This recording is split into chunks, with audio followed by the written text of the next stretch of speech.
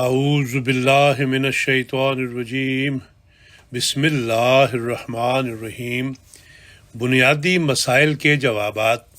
مرتبہ ظہیر احمد خان، انچارج شعبہ ریکارڈ، دفتر پی ایس لندن، کس نمبر 74،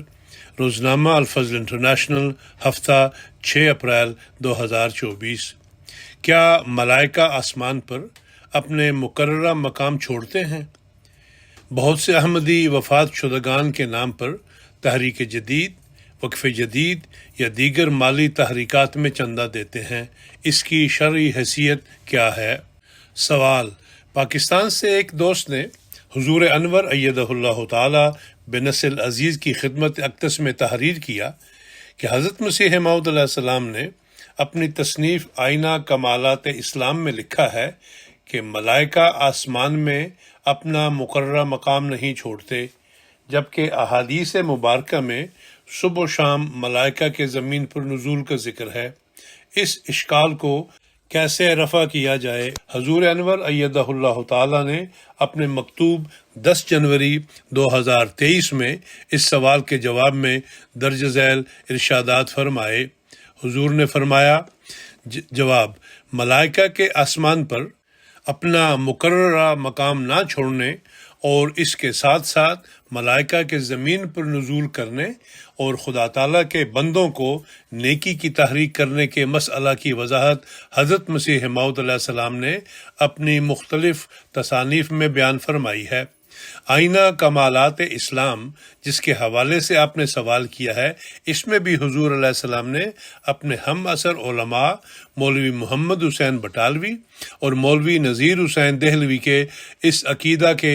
ملائکہ اپنے اصل وجود کے ساتھ زمین پر اترتے ہیں اور اپنے اصلی وجود کے ساتھ ہی آسمان پر چڑھتے ہیں کا رد کرتے ہوئے اس مسئلہ کو خوب وضاحت سے بیان فرمایا ہے، جس میں آپ کے سوال کا جواب بھی موجود ہے۔ شاید آپ نے اس پر غور نہیں کیا۔ چنانچہ حضور علیہ السلام فرماتے ہیں: یہ اعتراض در حقیقت ان کے عقیدہ مذکورہ بالا سے پیدا ہوتا ہے، کیونکہ ایک طرف تو یہ لوگ بموجب آیت وَمَا مِنَّا إِلَّا لَهُ مَقَامٌ مَعْلُوم سورہ صافات آیت نمبر 165 یہ عقیدہ رکھتے ہیں کہ حضرت جبرائیل اور اسرائیل یعنی ملک الموت کا مقام آسمان پر مقرر ہے، جس مقام سے وہ نہ ایک بالش نیچے اتر سکتے ہیں نہ ایک بالش اوپر چڑھ سکتے ہیں، اور پھر باوجود اس کے ان کا زمین پر اپنے اصلی وجود کے ساتھ آنا بھی ضروری خیال کرتے ہیں، اور ایسا ہی پھر آسمان پر ان کا اپنے اصلی وجود کے ساتھ چڑھ جانا بھی اپنے ذوم میں یقینی اعتقاد رکھتے ہیں۔ اور اگر کوئی اپنے اصلی وجود کے ساتھ اترنے یا چڑھنے سے انکار کرے تو وہ ان کے نزدیک کافر ہے۔ ان عجیب مسلمانوں کے عقیدہ کو یہ بلا لازماً پڑی ہوئی ہے کہ وہ اعتدالی نظام جس کا ہم ابھی ذکر کر چکے ہیں، یعنی بدکرین کے مقابل پر نیک کرین کا دائمی طور پر انسان کے ساتھ رہنا، ایسے اعتقاد سے بالکل درہم برہم ہو جاتا ہے، اور صرف شیطان ہی دائمی مصاحب انسان کا رہ جاتا ہے، کیونکہ اگر فرشتہ روح القدس کسی پر مسافر کی طرح نازل بھی ہو تو بموجب ان کے عقیدہ کے ایک دم یا کسی اور بہت تھوڑے عرصہ کے لیے آیا اور پھر اپنے اصلی وطن آسمان کی طرف پرواز کر گیا، اور انسان کو گو وہ کیسا ہی نیک ہو شیطان کی صحبت میں چھوڑ گیا۔ کیا یہ ایسا اعتقاد نہیں جس سے اسلام کو سخت دھبا لگے؟ کیا خداوند کریم و رحیم کی نسبت یہ تجویز کرنا جائز ہے کہ وہ انسان کی تباہی کو بنسبت اس کے ہدایت پانے کے زیادہ چاہتا ہے؟ نعوذ باللہ، ہرگز نہیں۔ نابینا آدمی قرآن کریم کی تعلیم کو سمجھتا نہیں، اس لیے اپنی نادانی کا الزام اس پر لگا دیتا ہے۔ یہ تمام بلائیں جن سے نکلنا کسی طور سے ان علماء کے لیے ممکن نہیں، اسی وجہ سے ان کو پیش آ گئی کہ انہوں نے یہ خیال کیا کہ ملائک اپنے اصلی وجود کے ساتھ زمین پر نازل ہوتے ہیں، اور پھر یہ بھی ضروری عقیدہ تھا کہ وہ بلا توقف آسمان پر بھی چڑھ جاتے ہیں۔ ان دونوں غلط عقیدوں کے لحاظ سے یہ لوگ اس شکنجہ میں آ گئے کہ اپنے لیے یہ تیسرا عقیدہ بھی تراش لیا کہ بئس القرین کے مقابل پر کوئی ایسا نعم القرین انسان کو نہیں دیا گیا جو ہر وقت اس کے ساتھ ہی رہے۔ پس اس عقیدہ کے تراشنے سے قرآنی تعلیم پر انہوں نے سخت تہمت لگائی اور بداندیش مخالفوں کو حملہ کرنے کا موقع دے دیا۔ اگر یہ لوگ اس بات کو قبول کر لیتے کہ کوئی فرشتہ بذات خود ہرگز نازل نہیں ہوتا بلکہ اپنے ذلی وجود سے نازل ہوتا ہے جس کے تمثل کی اس کو طاقت دی گئی ہے، جیسا کہ داہیہ قلبی شکل پر حضرت جبرائیل متمثل ہو کر ظاہر ہوئے تھے، اور جیسا کہ حضرت مریم کے لیے فرشتہ متمثل ہوا، تو کوئی اعتراض پیدا نہ ہوتا اور دوام نعم القرین پر کوئی شخص جرا نہ کر سکتا۔ اور تعجب تو یہ ہے کہ ایسا خیال کرنے میں قرآن کریم اور احادیث صحیحہ سے بالکل یہ لوگ مخالف ہیں۔ قرآن کریم ایک طرف تو ملائک کے قرار اور اس بات کی جگہ آسمان کو قرار دے رہا ہے،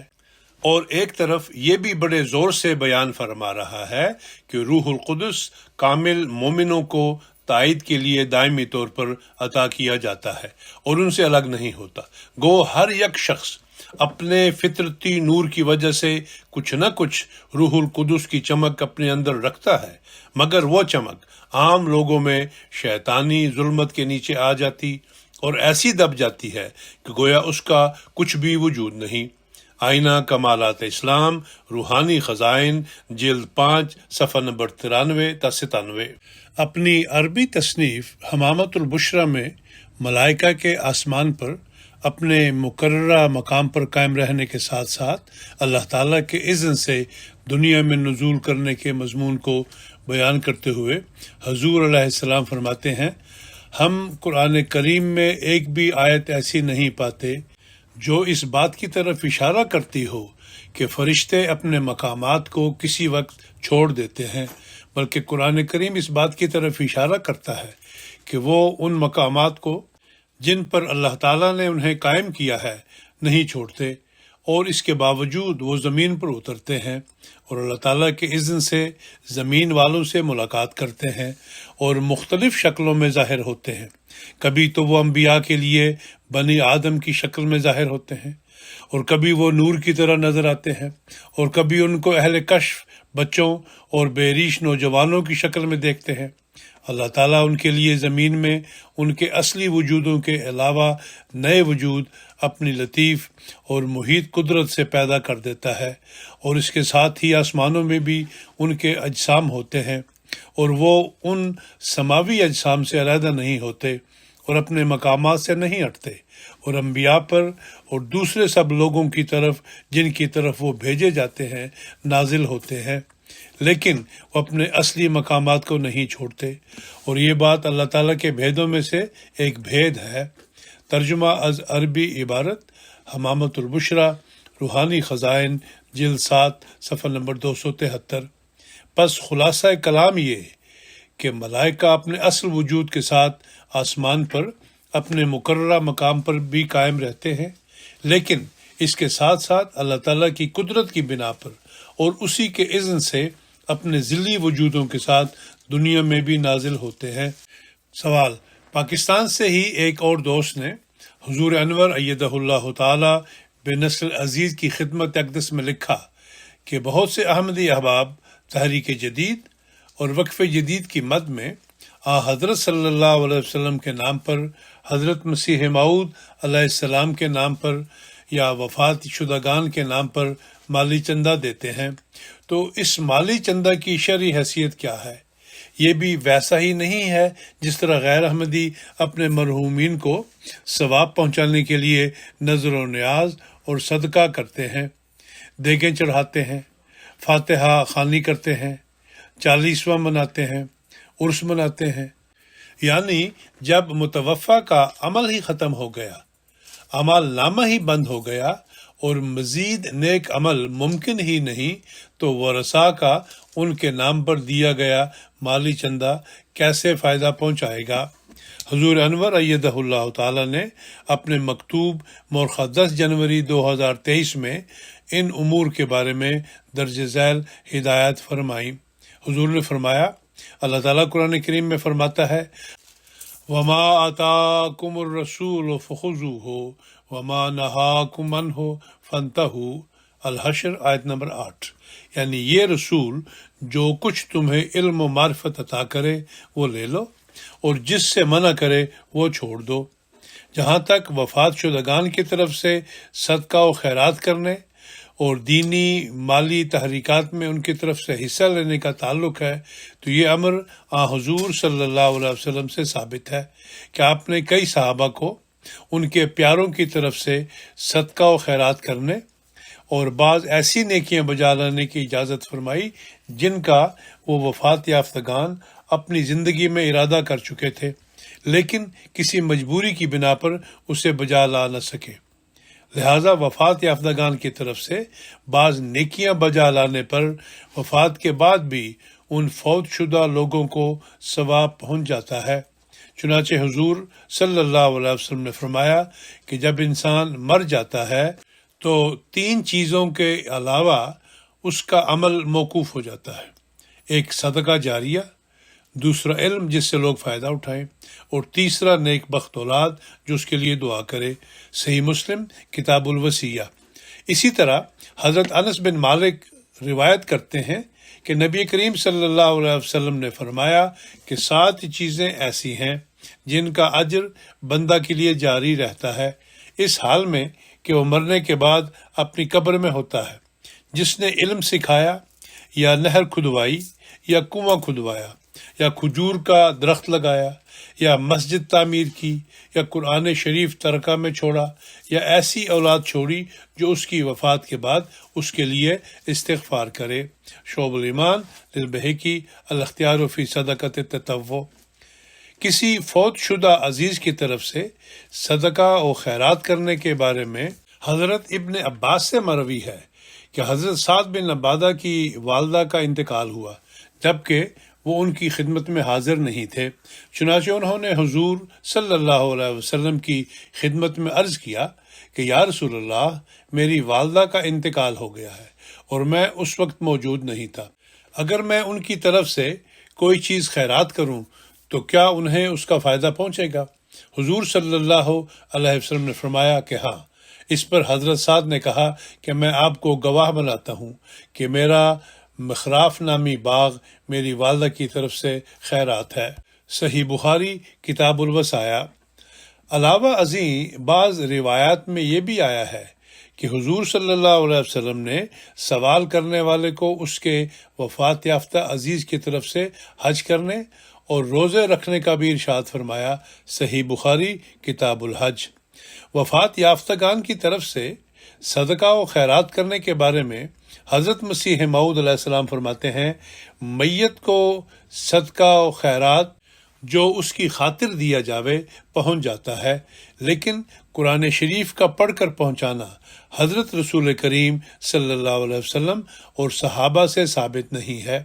اس کی بجائے دعا ہے جو میت کے حق میں کرنی چاہیے۔ میت کے حق میں صدقہ خیرات اور دعا کا کرنا 1,24,000 نبی کی سنت سے ثابت ہے، لیکن صدقہ بھی وہ بہتر ہے جو انسان اپنے ہاتھ سے دے جائے، کیونکہ اس کے ذریعے سے انسان اپنے ایمان پر مہر لگا دیتا ہے۔ ملفوظات جلد 8 صفحہ نمبر 405 ایڈیشن 1984۔ حضرت خلیفۃ المسیح الاول رضی اللہ عنہ فوت شدہ افراد کی طرف سے نیک اعمال بجا لانے کے بارے میں فرماتے ہیں، انسان کو چاہیے کہ اپنے ماں باپ، یعنی یہ بھی میں نے اپنے ملک کی زبان کے مطابق کہہ دیا، ورنہ باپ کا حق اول ہے، اس لیے باپ ماں کہنا چاہیے، سے بہت ہی نیک سلوک کرے۔ تم میں سے جس کے ماں باپ زندہ ہیں وہ ان کی خدمت کرے، اور جس کے ایک یا دونوں وفات پا گئے ہیں وہ ان کے لیے دعا کرے، صدقہ دے اور خیرات کرے۔ ہماری جماعت کے بعض لوگوں کو غلطی لگی ہے، وہ سمجھتے ہیں کہ مردہ کو کوئی ثواب وغیرہ نہیں پہنچتا، وہ جھوٹے ہیں، ان کو غلطی لگی ہے۔ میرے نزدیک دعا، استغفار، صدقہ، خیرات بلکہ حج، زکوٰۃ، روزے یہ سب کچھ پہنچتا ہے۔ میرا یہی عقیدہ ہے اور بڑا مضبوط عقیدہ ہے۔ اخبار الفضل، قادیان دارالمان، جلد 1، نمبر 25، مورخہ 3 دسمبر 1913، صفحہ نمبر 15۔ حضرت مسلم موعود رضی اللہ عنہ خلیفۃ المسیح اول کی وفات کے بعد ان کی طرف سے قربانی کیا کرتے تھے اور چندہ بھی دیا کرتے تھے۔ چنانچہ آپ فرماتے ہیں، حضرت خلیفۃ المسیح اول کی وفات پر 42 سال کا عرصہ گزر چکا ہے، مگر میں ہر قربانی کے موقع پر آپ کی طرف سے قربانی کرتا ہوں۔ تحریک جدید 1934 سے شروع ہے اور اب 1956 ہے، گویا اس پر 22 سال کا عرصہ گزر گیا ہے۔ شاید حضرت خلیفۃ المسیح اول کی اولاد خود بھی اس میں حصہ نہ لیتی ہو، لیکن میں ہر سال آپ کی طرف سے چندہ دیتا ہوں تاکہ آپ کی روح کو بھی اس کا ثواب پہنچے۔ پھر جب میں حج پر گیا تو اس وقت بھی میں نے آپ کی طرف سے قربانی کی تھی، اور اب تک ہر عید کے موقع پر آپ کی طرف سے قربانی کرتا چلا آیا ہوں۔